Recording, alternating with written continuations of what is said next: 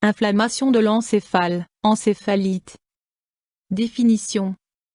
L'encéphalite est l'inflammation de l'encéphale, partie du cerveau logée dans la boîte crânienne. Le plus souvent, elle est provoquée par des virus ou des bactéries.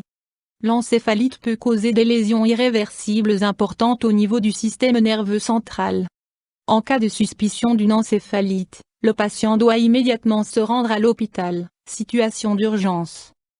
Lorsque les méninges sont aussi atteints, on parle de méningoencéphalite. Toutefois, il ne faut pas confondre la méningite avec l'encéphalite. La méningite fait l'objet d'un autre chapitre. Les virus transmis par les tiques peuvent déclencher une méningoencéphalite verno-estivale, MEV. L'encéphalite japonaise est transmise par les piqûres de moustiques. Cause. Les agents pathogènes suivants peuvent déclencher une encéphalite. Virus de l'herpès. Virus de la rougeole. Virus des oreillons. Virus de la grippe.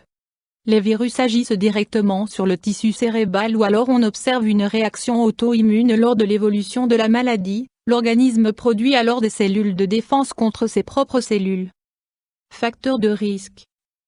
Âge. La maladie touche plus souvent les nourrissons et les personnes âgées. Immunodépression, infection à vie. Autres maladies, comme la sclérose en plaques ou la sarcoïdose, maladie des voies respiratoires qui peut également s'étendre à d'autres organes. Troubles, symptômes. Au début, symptômes grippaux, fièvre, céphalée, douleur au niveau de la nuque, sensation générale de maladie. Plus tard, augmentation de la fièvre.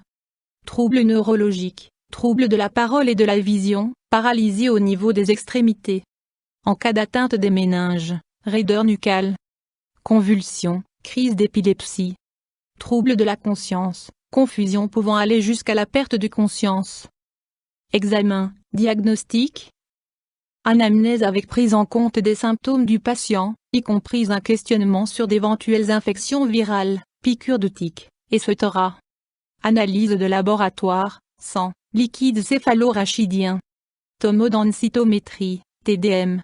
Imagerie par résonance magnétique, IRM. Électroencéphalographie, EIG, mesure de l'activité électrique du cerveau. Options thérapeutiques. Le traitement médicamenteux dépend de l'agent pathogène. Médicaments. En attendant que l'agent pathogène soit identifié, le traitement associe généralement un antibiotique et un virostatique. En cas d'infection bactérienne, antibiotique. En cas d'infection virale, virostatique. En cas de mycose, antimycosique. Médicaments contre les convulsions, crise d'épilepsie, antiépileptique. Antipyrétique.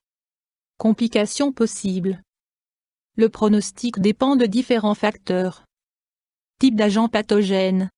Gravité de la maladie. État du système immunitaire. En cas de traitement précoce et efficace, moins de 20% des patients décèdent des suites d'une encéphalite. Par contre, des lésions graves du système nerveux peuvent persister. Des handicaps physiques avec une invalidité permanente peuvent résulter de ces lésions et impliquent un traitement à vie. Mesures préventives. Il existe des vaccins contre certains agents pathogènes, oreillons, rougeole, grippe, MEV. YouTube Dr Alabé.